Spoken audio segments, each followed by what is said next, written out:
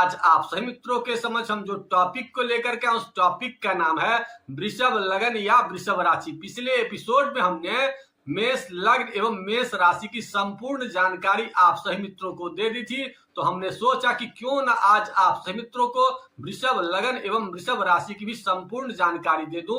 तो सबसे पहले वृषभ के अंग्रेजी नाम की चर्चा करते हैं कि वृषभ को अंग्रेजी में टॉरस के नाम से जाना जाता है और वृषभ राशि का जो निर्माण होता है आकाश में वो विशेषतः कृतिका नक्षत्र के 3 चरण, रोहिणी नक्षत्र के 4 चरण और मृगशिरा नक्षत्र के 2 चरणों को मिलाकर के वृषभ राशि का निर्माण होता है, जिसके अंतर्गत अक्षर जो आते हैं वो ई, उ, ए, ओ, बा, बी, बू, बे, बो, ये अक्षर वृषभ राशि के अक्षर होते हैं। अगर आपकी इनमें से कोई अक्षर है तो समझ जाएं कि आपकी राशि वृषभ है। इसके अलावा इसके जो स्वामी ग्रह होते हैं वो शुक्र होते हैं और इसके प्रतीक चिन्ह जो होता है वो बैल होता है। वृषभ का मतलब बैल होता है। तो इसकी जो राशि होती है वो द्वितीय राशि होती है। तो द्वितीय राशि का जो अधिकार क्षेत्र होता है वो मुख्यतः मुख पर और गला पर विशेष रूप से होता है। मेष राशि का जैसे मस्तक पर था उसी प्रकार से वृषभ राशि का जो मुख प्रभाव होता है आपके मुख पर और आपके गला पर होता है।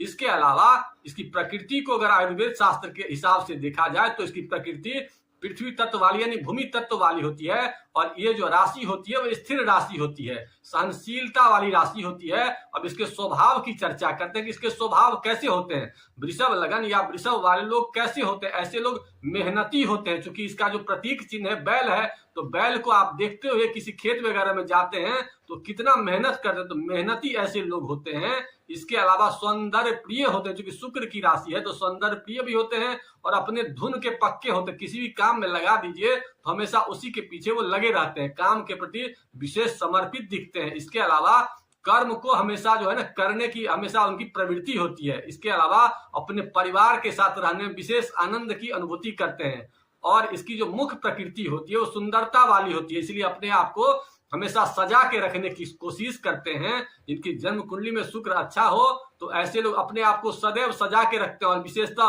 वस्त्र, सुगंध और संगीत के विशेष प्रेमी होते हैं और अनुशासन इनका विशेष शौक होता है। अनुशासन भी अपने काम को रखते हैं। इसके अलावा कुटुंबियों से सदैव बेहतर करने की कोशिश करते हैं और खुली प्रवृत्ति के ऐसे लोग ईमानदार लोग होते हैं। इन्हें गुस्सा जल्दी नहीं आता है, क्योंकि गुस्सा आप देखिएगा बैल को कि कितना भी मारिएगा तो कुछ नहीं करेगा, लेकिन जब उनको गुस्सा आता है तो जब अगले आदमी को पूर्ण रूप से घायल नहीं कर देते हैं तब तक इनको मानसिक संतुष्टि नहीं मिल पाती है। तो अतः वृषभ वाले लग्न वाले लोग या वृषभ राशि वाले लोग से पंगा जल्दी नहीं लिया कीजिए, क्योंकि इनको जल्दी गुस्सा नहीं आता है। लेकिन जब गुस्सा आता है तो ऐसे लोग बहुत ही गुस्से में आक्रामक हो जाते हैं और इनका जो विशेष शौक होता है वो दावत खाना, क्योंकि शुक्र को भोजन बहुत प्रिय होता है तो दावत खाना इनका विशेष शौक होता है और मिष्टान इनका अति प्रिय होता है। ज्यादातर लोगों के जिनके कुंडली में शुक्र अच्छे होते हैं तो मिष्टान ज्यादा प्रिय होते हैं और साथ साथ इनका जो भाग्योदय होता है वो बहुत जल्द तो नहीं होता है, लेकिन भाग्योदय प्रायः एकाएक हो जाता है।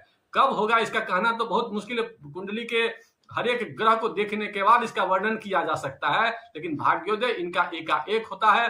अब इनके कुंडली के प्रमुख ग्रहों की चर्चा करते हैं कि इनका जो मुख्य ग्रह कुंडली में होता है वो शुक्र होता है।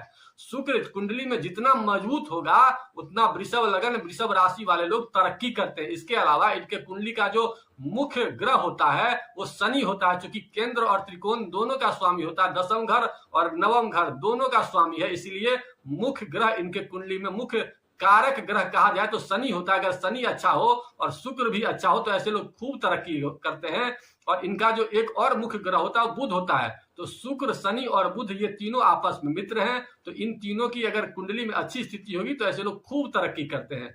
अब इनके सुख के घर की चर्चा करते हैं तो सुख का जो इनका घर होता है वो सूर्य होता है। तो सूर्य अगर कुंडली में अच्छा होता है तो खूब गाड़ी वगैरह मकान वगैरह का खूब सुख इनको मिलता है। अब इनके धन की चर्चा करते हैं तो इनके द्वितीय भाव का स्वामी बुध होता है और एकादश भाव का स्वामी गुरु होता है। बुध और गुरु अगर कुंडली में अच्छे होते हैं और अगर एक दूसरे से परिवर्तन योग बना लेते हैं तो ऐसे लोग धनपति योग बनाते हैं और खूब पैसा कमाते हैं। इसके अलावा इनके संतान ज्ञान की चर्चा करते हैं तो ज्ञान संतान का घर इनके कुंडली में बुध है और इनके कुंडली में इष्ट देवता भी गणपति होते हैं, तो बुध अगर मजबूत होता है तो ऐसे कंडीशन में ऐसे लोग दिखने में बहुत कम उम्र के भी दिखते हैं, और साथ ही साथ ऐसे लोगों को विशेष खासियत क्या होती है कि ऐसे लोग बुद्धिमान होते हैं और इनका जो संतान होता है काफी जीनियस होता है। इसके अलावा इनके लाइफ पार्टनर का अगर ग्रह होता है तो मंगल होता है। मंगल अगर कुंडली में अच्छा होता है और विशेषतः उन पर शुभ ग्रह का प्रभाव होता है तो इनके लाइफ पार्टनर भी बहुत अच्छे होते हैं। अब यह चर्चा करते हैं कि अगर जन्म कुंडली में खराब हो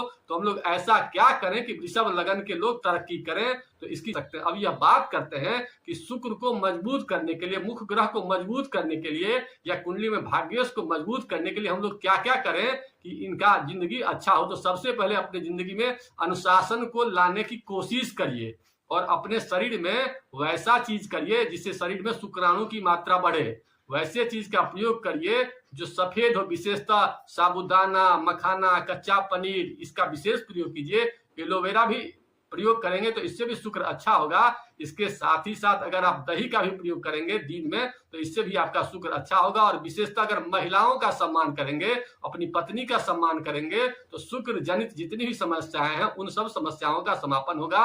और महिला जो विशेषतः अत्यधिक सुंदर होती है उनके आशीर्वाद लेने से आप देखेंगे कि बहुत जल्द आपके शुक्र अच्छे हो रहे हैं। इसके अलावा ऐसी महिलाएं जो विधवा हो चुकी हैं उनकी भी सेवा करने से आपको विशेष तरक्की की संभावना होगी। और वस्त्र अगर आप साफ सुथरा पहनते हैं, चमकीला पहनते हैं तो आप देखेंगे, और साथ साथ अगर सुगंध उस पर लगाते हैं तो इससे भी आपका भाग्योदय होगा।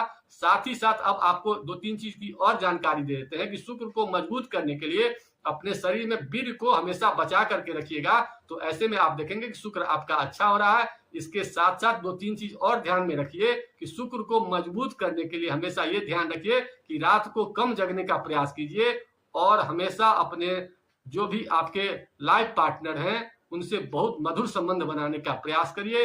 इन सब बातों को अगर आप करने लगेंगे तो आप देखेंगे कि शुक्र जन जितनी समस्या है उन सब समस्याओं का समापन हो रहा है। और आपको अपने भाग्य को मजबूत करने के लिए शनि को मजबूत करना होगा। और शनि को मजबूत करने के लिए केवल दो तीन उपाय करना है कि अपने बॉडी में आयरन की मात्रा को बढ़ाइए और देर रात मत जगिए। ऐसा करेंगे तो शुक्र जनित और शनि जनित जितनी भी समस्याएं हैं उन सब समस्याओं का समापन होगा। और किसी विशेष प्रकार की समस्या हो तो भगवान गणपति आपके इष्ट देव हैं, गणपति की खूब आराधना कीजिए। उनके मंत्र ओम बुम बुद्धाय नमः स्वाहा या ओम गंग गणपते नमः स्वाहा का मानसिक जप कीजिए। ऐसा करेंगे तो आप देखेंगे बहुत जल्द आपकी परेशानी दूर हो रही है। और कुंडली में अगर शनि की दशा हो, बुध की दशा हो, शुक्र की दशा हो तो ऐसे में आपकी तरक्की की संभावना ज्यादा होगी। अगर उस पर पाप प्रभाव होगा तो पाप प्रभाव वाले ग्रह का विशेष रूप से आप उपाय कर लिया कीजिए। आप देखेंगे बहुत जल्द आपको अपनी जिंदगी में अच्छे परिवर्तन दिखने को मिलेंगे। इन्हीं बातों के साथ आज के एपिसोड को यही समाप्त करते हैं। अगर आप लोगों को पोस्ट अच्छा लगा तो लाइक करिए और किसी प्रकार की शंका हो, किसी प्रकार के मन में क्वेश्चन हो तो उसे कमेंट बॉक्स में लिखिए। मैं उन समस्या का समाधान देने की कोशिश करूंगा। इन्हीं बातों के साथ आज के एपिसोड को यही समाप्त करते हैं। आप लोगों ने वीडियो देखा इसके लिए बहुत बहुत धन्यवाद। ओम नमः शिवाय।